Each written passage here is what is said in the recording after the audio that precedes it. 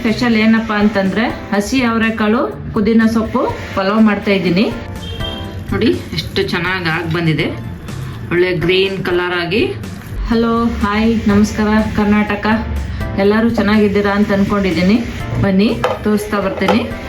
ನೋಡಿ, ನಾನು 1 ಕಪ್ಪು ಹಸಿ ಅವರೆಕಾಳು ತಗೊಂಡಿದ್ದೀನಿ, 1 ಕಪ್ಪು ಬಟಾಣಿ ತಗೊಂಡಿದ್ದೀನಿ, 1 ಕಪ್ಪು ಬೀನಿಸು, 1 ಕಪ್ಪು ಕ್ಯಾರೆಟು, 1-2 ಟೊಮೊಟೊ,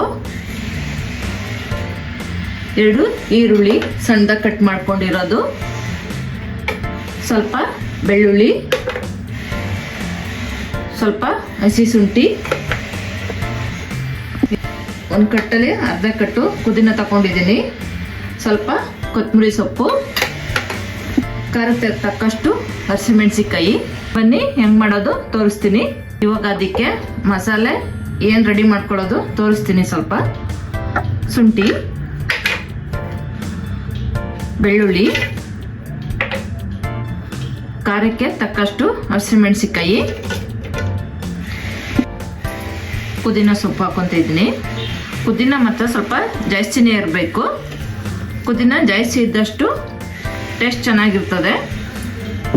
ಹಂಗಾಗಿ ಪುದೀನ ಸೊಪ್ಪು ಸ್ವಲ್ಪ ಜಾಸ್ತಿ ಹಾಕೊಳ್ಳಿ. ಸ್ವಲ್ಪ ಕೊತ್ತಂಬರಿ ಸೊಪ್ಪು ಹಾಕೊತ ಇದ್ದೀನಿ, ಸ್ವಲ್ಪ ನೀರು ಹಾಕೊತ ಇದ್ದೀನಿ. ಇದಕ್ಕೇನು ಜಾಸ್ತಿ ಮಸಾಲೆ ಬೇಡ, ಸ್ವಲ್ಪ ಮಸಾಲೆ ಆದರೆ ಸಾಕು. ಅತಿ ಜಾಸ್ತಿ ಮಸಾಲೆ ಹಾಕಿದ್ರೂ ಗ್ಯಾಸ್ಟ್ರಿಕ್ ಆಗುತ್ತೆ, ಮಸಾಲೆ ಜಾಸ್ತಿ ಇರಬಾರ್ದು. ಹಾಗಾಗಿ ಪುದೀನ ಸೊಪ್ಪು ಜಾಸ್ತಿ ಹಾಕಿ ಯೂಸ್ ಮಾಡಿದ್ರೆ ಆರೋಗ್ಯಕ್ಕೂ ಒಳ್ಳೆಯದು. ಇದನ್ನು ಇವಾಗ ರುಬ್ಕೊಬರೋಣ.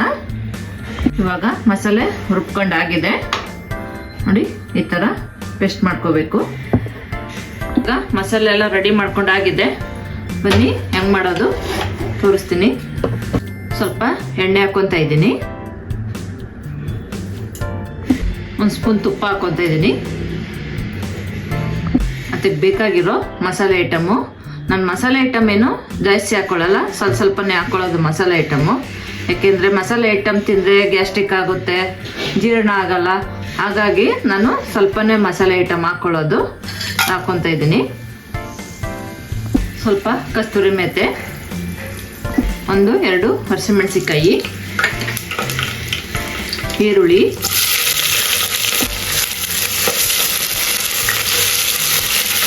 ನೋಡಿ ಸ್ವಲ್ಪ ಫ್ರೈ ಆಗಿದೆ. ಇವಾಗ ಹಸಿ ಅವರೆಕಾಳು, ಹಸಿ ಬಟಾಣಿ, 1 ಕಪ್ ಕ್ಯಾರೆಟು, ಸ್ವಲ್ಪ ಬೀನಿಸು, 2 ಟೊಮೊಟೊ,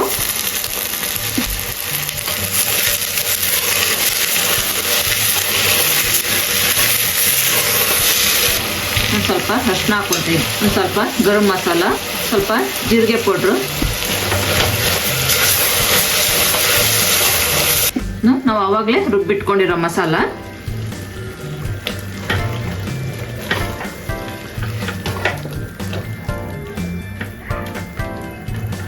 ಮಸಾಲೆ ಎಲ್ಲ ಸ್ವಲ್ಪ ಫ್ರೈ ಆದಮೇಲೆ, ಏಕೆಂದರೆ ಹಸಿ ಮಸಾಲೆ ಹಸಿ ಸ್ಮೆಲ್ ಹೊಡಿತದೆ, ಹಾಗಾಗಿ ಸ್ವಲ್ಪ ಎಣ್ಣೆಲೆ ಸ್ವಲ್ಪ ಮಸಾಲೆ ಎಲ್ಲ ಫ್ರೈ ಆಗಬೇಕು. ಈಗ ಅದು ಮಸಾಲೆ ಎಲ್ಲ ಫ್ರೈ ಆಗಿದೆ. ನಾನು ಒಂದು 10 ನಿಮಿಷ ಮುಂದಾಗೇನೆ ಅಕ್ಕಿ ತೊಳೆದು ನೆನೆಸಿ ಮಡಿಕೊಂಡಿದ್ದೀನಿ. ಯಾಕೆಂದರೆ ಅಕ್ಕಿ ತೊಳೆದು ನೆನೆಸಿ ಮಡಿಕೊಂಡ್ರೆ ಚೆನ್ನಾಗಾಗುತ್ತೆ ಅನ್ನ. ಹಾಗಾಗಿ ನಾನೊಂದು 10 ನಿಮಿಷ ತೊಳೆದು ಮಡಿಕೊಂಡಿದ್ದೀನಿ. ಇದರಲ್ಲಿ 1 ಗ್ಲಾಸು ನಾನು ಅಕ್ಕಿ ಹಾಕ್ಕೊತಾ ಇದ್ದೀನಿ.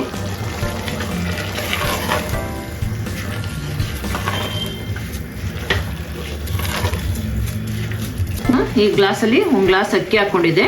ಇದರಲ್ಲಿ 2 ಗ್ಲಾಸ್ ನೀರು ಹಾಕ್ಕೊತೀನಿ. ಮಸಾಲೆ ಎಲ್ಲ ಹಾಕಿರಾಗಾಗಿ ಸ್ವಲ್ಪ ನೀರು ಕಮ್ಮಿ ಹಾಕ್ಕೊಳ್ಳಿ. ಯಾಕೆಂದರೆ ಮಸಾಲೆಲ್ಲ ಇರುತ್ತಲ್ಲ, ನಾವು ಖಾರ ಎಲ್ಲ ರುಬ್ಕೊಂಡಿರ್ತೀವಲ್ಲ, ಅದರಲ್ಲೆಲ್ಲ ಸ್ವಲ್ಪ ನೀರು ಇರುತ್ತೆ. ಹಂಗಾಗಿ ಒಂದು ಸ್ವಲ್ಪ ಕಮ್ಮಿ ಹಾಕ್ಕೊಳ್ಳಿ ನೀರು. 1/4 ಲೋಟದಷ್ಟು ನೀರು ಕಮ್ಮಿ ಹಾಕ್ಕೊಂಡ್ರೆ ಚೆನ್ನಾಗಿರುತ್ತೆ. ಇಲ್ಲಾಂದ್ರೆ ಅನ್ನ ಎಲ್ಲ ಮುದ್ದೆ ಥರ ಆಗಿಬಿಡುತ್ತೆ. ಯಾಕೆಂದರೆ ಆಲ್ರೆಡಿ ಒಂದು 10 ನಿಮಿಷ ಅಕ್ಕಿನೂ ನೆನೆಸಿರ್ತೀವಿ. ಹಂಗಾಗಿ ಸ್ವಲ್ಪ ನೀರು ಕಮ್ಮಿ ಹಾಕ್ಕೊಬೇಕು. ಲಾಸ್ಟಕ್ಕೆ ನಾನು 1 ಕಪ್ಪು ಮೊಸರು ಹಾಕ್ಕೊತಾ ಇದ್ದೀನಿ.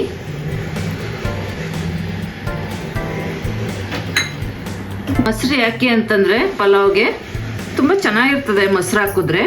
ಹಂಗಾಗಿ ನಾನು 1 ಕಪ್ಪು ಮೊಸರು ಹಾಕೊಂಡು ಯೂಸ್ ಮಾಡ್ಕೊತೇನೆ. ಬೇಕು ಅಂದರೆ ಹಾಕೋಬೋದು ನೀವು, ಇಲ್ಲ ಅಂದರೆ ಬೇಡ. ನೋಡಿ ಚೆನ್ನಾಗಿ ಕುದಿ ಬಂದಿದೆ. ಹಿತ್ತಲ್ಲೇ ಸ್ವಲ್ಪ ಹಿಂಗೆ ಚೆನ್ನಾಗಿ ಕುದಿಸ್ಕೊಬೇಕು. ಕುದಿಸ್ಕೊಂಡು ಸ್ವಲ್ಪ ಆಮೇಲೆ ಮುಚ್ಚಿಟ್ಟಿದ್ರೆ ಒಂದೇ ಒಂದು ವಿಷಲ್ ಆದರೆ ಸಾಕು.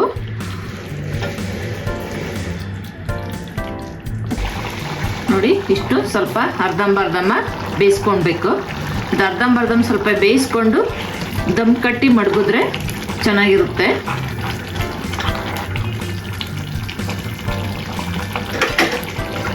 ಇವಾಗ ಇದು ಒಂದು ವಿಷಲ್ ಹೊಡ್ಸ್ಕೊಳ್ಳೋಣ.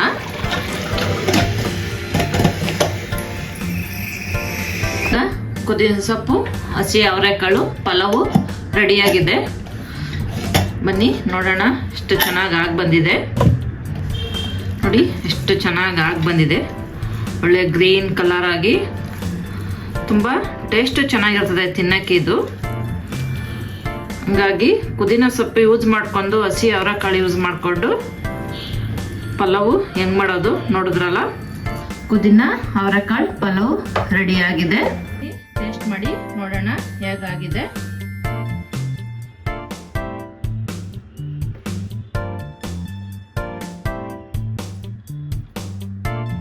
ಟೇಸ್ಟು ಸೂಪರ್ ಆಗಿದೆ. ನೀವು ಮಾಡಿ ನೋಡಿ, ಸಖತ್ತಾಗಿದೆ. ಮಾಡಿರೋ ಅಡಿಗೆ ನಿಮ್ಗೆ ಇಷ್ಟ ಆಗಿದ್ರೆ ಲೈಕ್ ಮಾಡಿ, ಕಮೆಂಟ್ ಮಾಡಿ, ಶೇರ್ ಮಾಡಿ, ಸಬ್ಸ್ಕ್ರೈಬ್ ಮಾಡಿ. Thank you.